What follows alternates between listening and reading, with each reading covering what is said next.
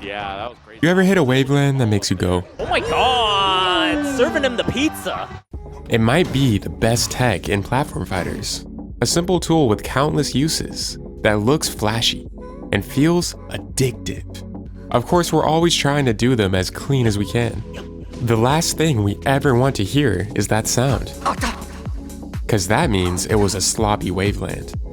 Well, if it was supposed to be a Waveland. In another context, the exact same maneuver could be seen as a clutch air dodge, and a fast one. By interrupting air dodge early into a Waveland, you get the best qualities of each, invulnerability and speed. It lets you air dodge without the long recovery, and Waveland where you never could otherwise. I think it needs a name to reflect the fusion of these two techs, so in this video, I'm going to call it Airland. You'll see top players use this tech often, avoiding kill moves, gaining center stage, getting their double jump back, and optimizing their movement in neutral that much more. Let's talk about it. It's like a high schooler Luigi, I don't know, with 3,000 viewers. Bro, this guy's gonna beat you and go take his mask. Oh, I think it's over!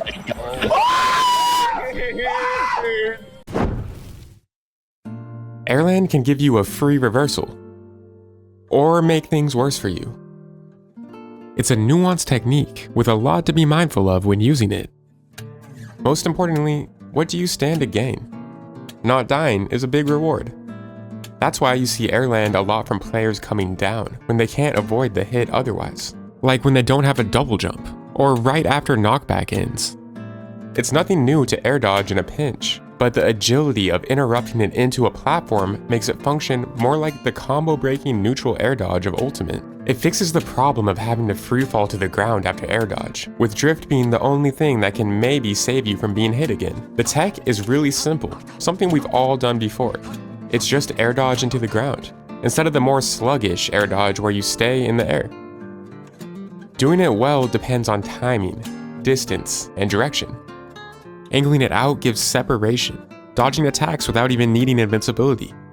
It's strong when preceded by combo DI to get as much distance as possible after being hit, with the Airland serving as that extra boost that takes you deceptively far. The other Airland angles are more scrappy, since you usually end up closer to the opponent. It's a double-edged sword where you're nearby to whiff punish, but also in range of their follow-up attacks. Going straight down feels like an aerial spot dodge, especially when done close to the ground. It can be fully invincible from higher up than any other angle, and it also gets you down the fastest. Now angling it in is very strong, since it can cross up your opponent, or put you right on top of them. It's great when done from off stage, where the best case scenario is you turn their edge guard into yours, Uno reverse. But gaining stage control alone is a huge win. When it comes to Airland distance, a good rule of thumb is use no more than you need. Coming down, it matters less because you're replacing the fall time with air dodge time. Some characters like Zelda actually get around quicker with Airland. But when you're rising, you save a lot of time by keeping the Airlands tight. At the end of the day though, you have to use as much distance as it takes to dodge the attack, or get to the platform. If they come really far out to hit you, you have to Airland from really far away. Often it's too committal on their part to recover anyway. There's something incredible about tiny Airlands though.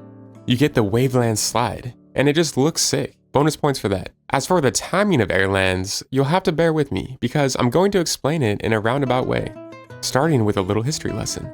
Usually when people mention the tech, they mean doing it right after jumping, like a late wave dash, as a way to approach, and they call it by its real name, triangle jump. It's an old school tech, like 2004 old. It gets its name from how characters go in a little triangle when you do it. In my items video, I explained how to catch bombs like this. Most people kinda shrug it off. Ew, did you see that triangle jump? Ooh. Including me. I rarely ever go for the proper grounded triangle jump. I think it's way more useful out of disadvantage like I've shown so far. But triangle jumps are a real thing. I found this 2009 Smashboard post from the Oppenheimer of Melee. Old school Icy's main wobbles. It's an interesting read. Theory crafting on how triangle jump can help Icy's get in against characters who wall them out.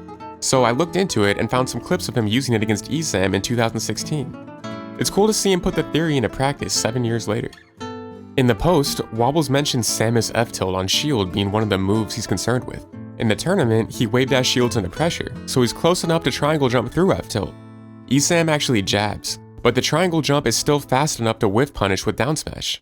He tries the same thing later in the game, but this time, Isam recovers and hits wobbles with turnaround F-tilt. It's a good showcase of the hit-or-miss nature of Airland, especially when done from the ground, which is something that Wobbles understood in 2009. It's hard to justify triangle jump when you're on even footing with your opponent, because there's so many other safer options you could do. And ultimately, it comes down to making a read. Wobbles said, one of the nice things about characters who rely on spacing, and he's talking about Marth here, is it makes them a little predictable. They'll attack the moment when you're at the furthest limit of their range. So in a weird way, you can almost control when the fair comes out. Now in 2009, they didn't understand overshoots and undershoots like we do now. Not to mention crouch cancel, SDI, and many other developments in the 2025 meta. I'm not saying they didn't use that stuff, but over time the effects have compounded and become more centralizing to the meta. CC suck! Oh goody! Back then, in neutral they relied more on baiting and whiff punishing, over-focusing on the max range where they could hit you, but you can't hit them. Like Falcon vs Marth was toe versus tip, if that makes sense. These days it's more about putting hitboxes where they aren't, with safe undershoots and bold overshoots. So when Wobbles says you can almost control when the attack comes out, I would take that with a grain of salt. People are just too slippery in neutral these days. However, when they have the advantage, like during a combo or when you're without a double jump, Wobbles' claim reads a lot more true, since they have something to lose if they don't hit you.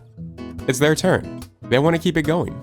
And there's these windows of opportunity where you both know the attack is coming, like right before you touch the platform. That's when they'll shark you. For you, it feels like a combo in reverse, timing a double jump or attack to protect yourself. The problem is, sometimes that's not enough, or you don't even have the option anymore.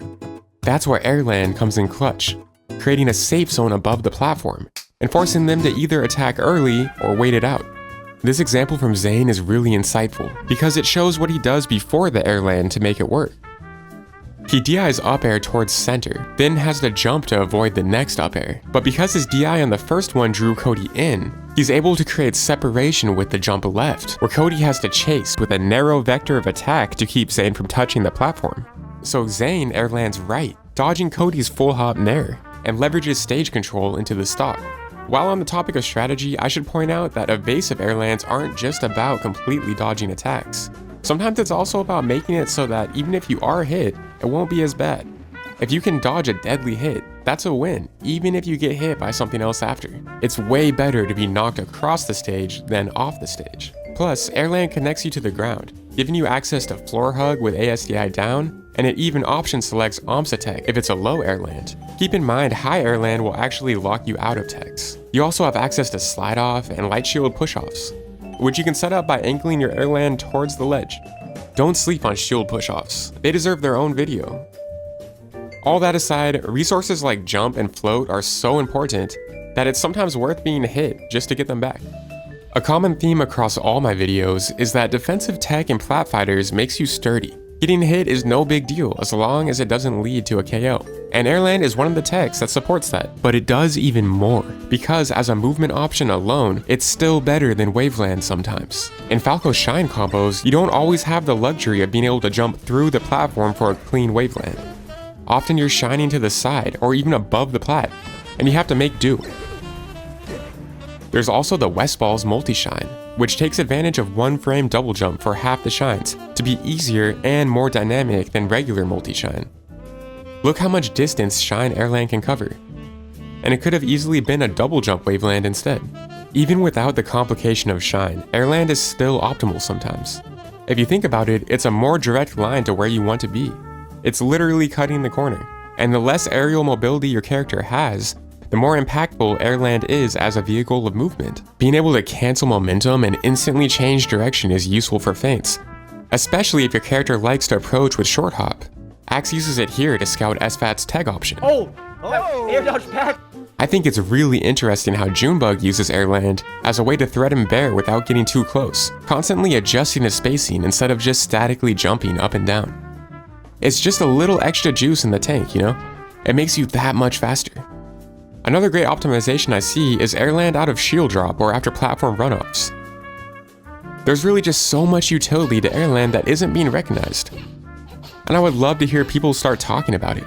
But here's the thing, I don't think we should call it triangle jump. It's the Okay, my issue with the name is that it doesn't really make sense. The character doesn't always go in a triangle, and it's usually not done after jump. What makes an Airland an Airland is that you air dodge into the ground. If you stay in the air the whole time, it's just a regular air dodge. Whoa! Okay, that's a pretty smart air dodge, Yeah, I'm that not was gonna lie. so smart. Would have been better if it went downward so that it was more of a triangle jump and he actually, you know, reached the floor and was able to make a punish off of it, but still pretty impressive. I feel like the name works for the classic triangle jump where you air dodge shortly after jumping. It makes sense, you know? You jump in a triangle. And it looks exactly like a missed wave dash. But that's where we get into trouble, because sometimes people just straight up call the tech missed wave dash. Oh wow, what a weird kind of triangle jump Exactly, there. triangle jump, Or missed yeah. wave dash, whatever you want to call it. Jump Exactly, there. triangle jump, Or missed yeah. wave dash, whatever you want to call it. Look, I get how it's useful to point out when teaching someone triangle jump. Triangle jumping, it sort of refers to you using a botched Waveland or wave dash. But it drives me crazy to see the sickest Airland labeled as a mistake. Missed wave dash. And the main reason that happens is because that's what people called it 20 years ago. As much damage as possible. And a bait. A bait actually went extremely old school there with a triangle jump, which a lot of people used to think was a failed wave dash. But actually, you just want to air dash, just want to air dodge right through it. My theory is that someone did it eons ago. Really badly. Really badly, and we're that's gonna it. make it nice And now. then they said, oh no, I did that on purpose. It actually is to bait out moves, and I could punish I'm them. a It's called a genius, triangle jump. I'm a genius. And then, you know, victory, or what's the history's written by the victors? Yeah. And that guy probably just got real good, and they were like, oh yeah, dude, triangle jump. You haven't heard? Triangle jump. We gotta write that down. Write that down. It brings into question if what you did was on purpose or not. Oh, wow! I wonder if that triangle jump was on purpose. And even worse, calling it missed wave dash or even triangle jump obscures the main way to use Airland, which looks nothing like a wave dash. It looks more like an intentionally early wave land. Oh, I love when people get hit and then they triangle jump down out of it. I think it's one of the coolest things in Melee. That never gets pointed out when it happens. Triangle jump is cool. Yeah. And it's a shame that the tech is so niche, because it really should be higher on the tech skill iceberg. It should be a staple. Where it's like, if you let them live past the percent where it's easy to chain into a kill, they can live to really high percents. Yeah, it feels so. Look at this. Like, we've had like 4 different juggles here, and like Leffen just escapes with the triangle jump to, or just using his air dodge to get to the top plat or the side plat. That was Because it's used by so many top players. What Plup and Jimuk do, they just go to the top platform and they do this like triangle air dodge, like a triangle jump. Like they do this triangle to like, oh no, I'm being juggled. And they just jump to top platform and they do this to evade my up air, and then now shooting on the platform and then back to neutral. Value of the top platform. Cheek benefits off it. Just like Spaceys. So I think it's time for a rebrand, guys. Maybe we can uplift this diamond in the rough and bring it into the platform fighter lexicon. Do you think so too? Let me know down in the comments. I got something a little different planned for my next vid that I'm really excited to show you. Until then, enjoy the level up, y'all.